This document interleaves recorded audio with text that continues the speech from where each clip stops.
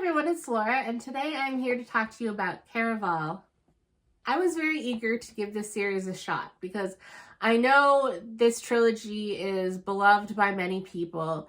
I kind of tried to adjust my expectations because I believe this is more of a YA series, and I don't know if it's so beloved because a lot of people read it when they were younger, and so it kind of holds the nostalgia bias. So I tried not to go in expecting too much and be disappointed. I wanted to go in eyes open with lower expectations and then hopefully be pleasantly surprised.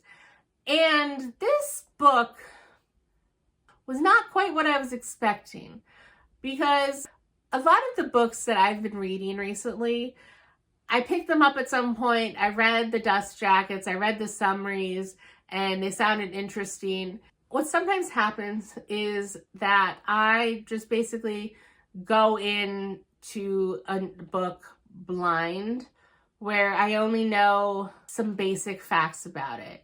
And it's been a while since I've read the summary. So basically all I remembered going into this book was that it was kind of about two sisters. They were going to this magical Caraval, which is kind of a place / event that was happening, and that it was supposed to be magical. And that was basically what I went into this book knowing. And while that's true, that's not exactly an accurate description of everything that goes on in this book, because this book is basically about two sisters. I believe they're about 18 and 16 in this book, and Scarlett is the older and Donatella, or Tella, is the younger. And they've always dreamed of going to Caraval because of the tales that their grandmother has told them. Their mother basically kind of ran away in secret at some point in the past, and so they've been raised by their father and their grandmother. And Caraval was kind of a touring show, and so the book starts off with Scarlett basically writing the master legend who is in charge of Caraval, to begging them to come to their island, and how much they're eager to see them. And then in the letters you understand that there was someone who passed away at one of the events, and so that apparently they stopped touring for an indefinite amount of time. And then one of the other last letters is basically like, oh, I hear you're starting up the performance again, but I'm getting married, so I don't think we'll ever get a chance to go. And then 2 invitations show up for the sisters, and then an additional one for Scarlett's fiance. And now Scarlett is more of the naive, idealistic sister. And so she's trying to do everything she can to have a better life and a better situation for her younger sister.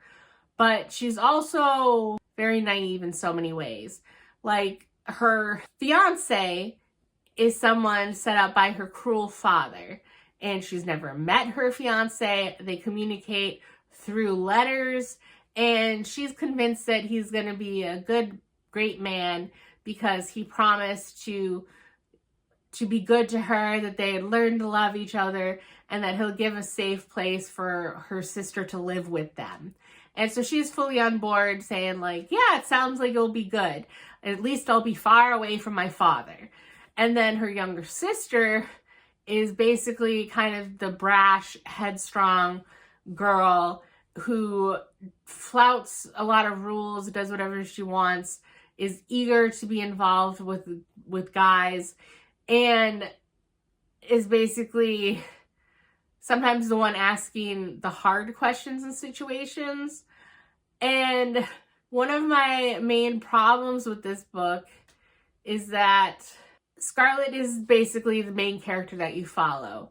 And she goes to Caraval, and they're warned from the beginning, even here in the title, it says, remember, it's only a game. Well, I don't know why people want to go experience this game, because it's cruel a lot of times. And the stuff she goes through there, it doesn't sound fun. I mean, I guess if you're just a normal person and you're not getting special attention from legend, as Scarlet is, that maybe the experience would be different.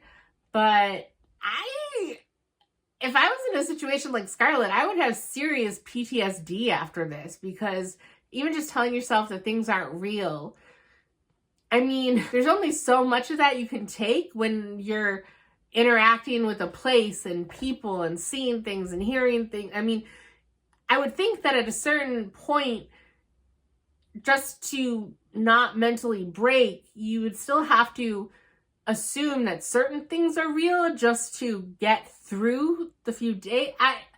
It's just really hard for me to conceptualize why people would want to go through this experience. And so they don't end up taking her fiance. It turns out that they end up being taken by Julian, who is someone that Scarlet meets through her sister in a compromising position at the very beginning of the book. And so Julian is also a character. And my main issue with this book is that with Scarlet, Julian, and Tella, I didn't really like any of them. I don't know. I find Scarlet, I know she was, like I said, naive and kind of sheltered by an abusive father. But some of the decisions she makes, they bother me a lot. And then her sister, while being very pragmatic in certain ways, is extra naive in other ways. And just the way she brushes off some of the stuff that Scarlet goes through, I just found her very annoying. And I believe there's another series after these books. I think it's the Once Upon a Broken Heart.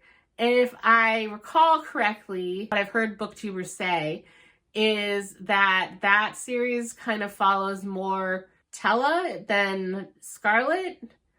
I don't know, I could be wrong. But at least as she is in this first book, I would never be interested in reading that book because she is so aggravating to me. And I almost feel bad for Scarlet.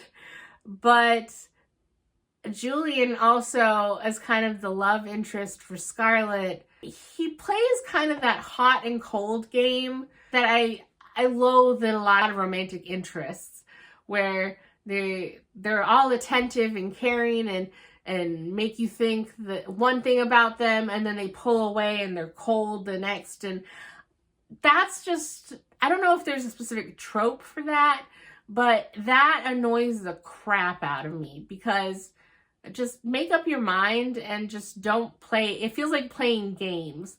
And I know this whole thing is a game, but that seems separate than the Caraval. It just, I don't like that. So overall, this was not what I expected. I own the second and the third, and I will be continuing because, you know, characters, they can grow through a series, and I don't want to give up when, who knows, I could really come to appreciate their actions more in this book once I see where they end up and see the bigger overarching character arc of them.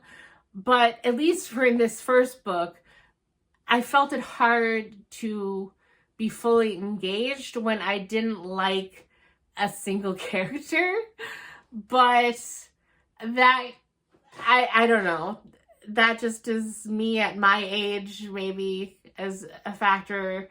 And these younger naive characters, maybe they're just not really for me. I don't know. But I gave this a 3.5 because I did like, the writing made it very easy to read. I did like the creativity of the ideas, and I didn't have any idea where this plot was going. And there were so many, like, wait, what? This is that? What? Wait, huh?